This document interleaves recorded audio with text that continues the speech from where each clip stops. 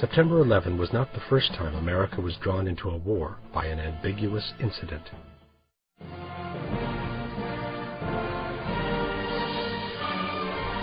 The American Constitution doesn't allow the United States to wage a preemptive war, and reserves for Congress the power of declaring war to another nation. For this reason, every time a president has wanted to enter a war or to begin a new one, he has had to wait for a military incident, whether created or provoked, to justify the use of force in front of Congress and the American people. In 1898, the United States went to war against Spain in order to take control of the Caribbean area. The pretext came from the sinking of the USS Maine, which was anchored near the Cuban island. The Spanish were immediately accused of the attack, even though they sternly denied any involvement in it. The images of the sunken vessel and those of the sailors' funerals were shown in the first movie theaters of the nation, thus generating a strong nation that allowed Theodore Roosevelt, then Secretary of the Navy, to start a war he had already prepared to the smallest detail. Only in 1980, almost a century later, would America recognize that the Spanish were not responsible for the attack. In order not to accuse themselves, however, the United States declared that the Maine was sunk because some explosives had been stacked too close to the steam room. In the meantime, the entire Spanish Armada had been wiped out, and America had become the new maritime power, with strategic positions going from the Caribbean to the Philippine Islands. In 1915, it was the sinking of the USS Lusitania by a German submarine to trigger the crisis that would eventually bring the United States into the First World War. It appears, however, that the U.S. had secretly slipped to the Germans the information that the ship was carrying a special cargo of weapons headed to England. This provoked the reaction from the German submarine, which sunk the vessel on which more than 100 Americans were also traveling.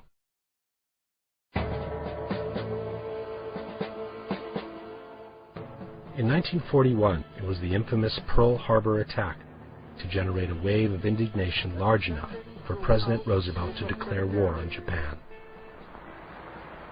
The facts of yesterday and today speak for themselves.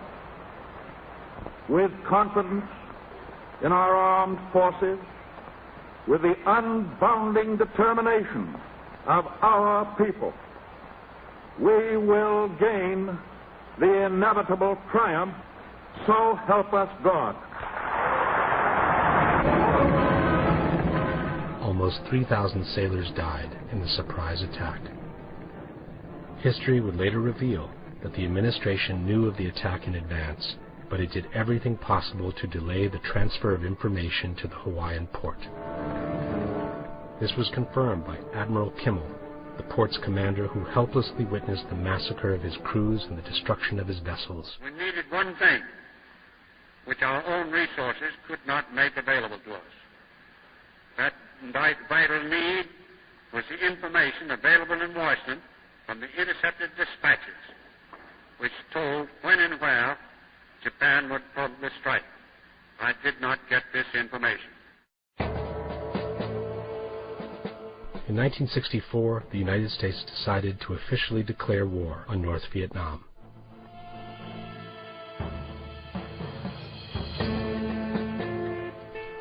The war pretext came from the so-called Tonkin Gulf incident, in which North Vietnamese boats were accused of having launched torpedoes against the American destroyer Maddox. Then Secretary of Defense Robert McNamara immediately announced to the press the upcoming military action. Immediately following the attack, U.S. representatives in Saigon met with representatives of the South Vietnamese government. They jointly agreed that joint retaliatory action was required. The President's approval of this action. But McNamara, 40 years later, would openly confess that the attack on the Maddox never took place. It was just confusion. And events afterwards showed that our judgment that we'd been attacked that day was wrong. It didn't happen.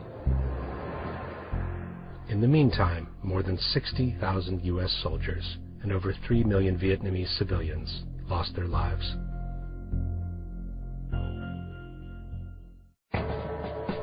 In 1990, the situation between the United States and Iraq had grown tense, and the group of neoconservatives around President Bush convinced him it was time to attack Saddam Hussein.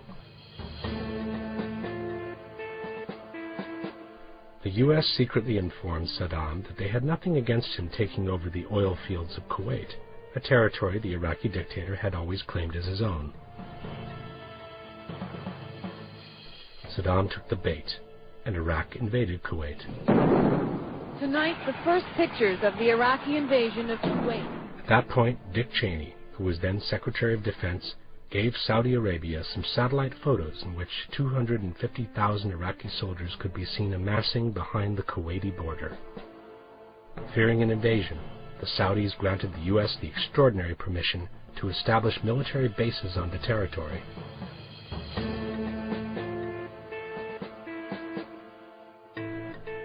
At the same time, the worldwide media launched a heavy campaign against Saddam, who was accused of having used lethal gas against his own people. No mention was made to the fact that the gas had been sold to Saddam by the United States, which then stood silent during the massacre, even though they were perfectly aware of it. The media campaign against the Iraqi dictator reached its peak with this touching testimony from a young Kuwaiti nurse, who described to the world the atrocities committed by the Iraqi soldiers in her invaded country. While I was there, I saw the Iraqi soldiers come into the hospital with guns. They took the babies out of the incubators, and left the children to die on the cold floor. The news shocked the entire world, and from that moment no one had a word to say about the American bombing of Iraq.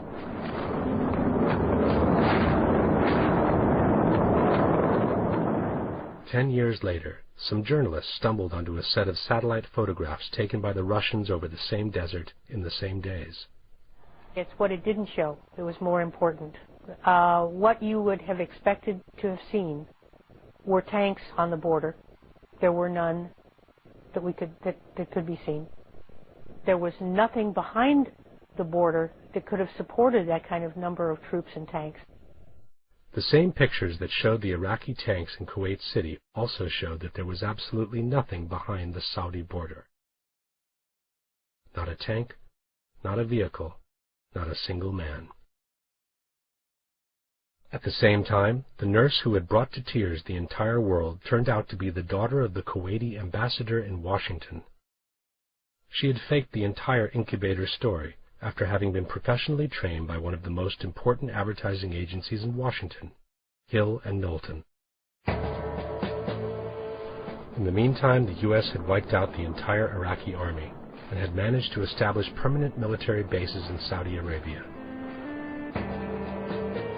In a cruel and ruthless shooting spree, and against all international treaties, the U.S. Air Forces literally destroyed and turned to ashes thousands of Iraqi soldiers on their way back to Baghdad.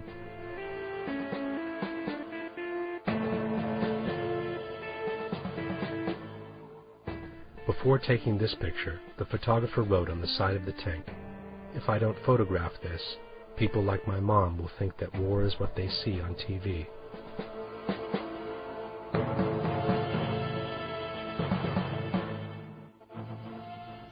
USS Liberty, America's most shameful secret. And sir, I also want to tell you my name is Phil Turney.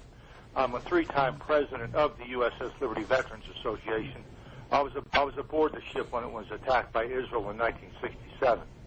And sir, in your letter, it addresses the cover-up of the USS Liberty by our government and the government of Israel. Now, also, since then, Ward Boston, the chief aide at the Board of Inquiry, has come out and said that the Board of Inquiry was a sham, a lie, and this cover-up should be uncovered.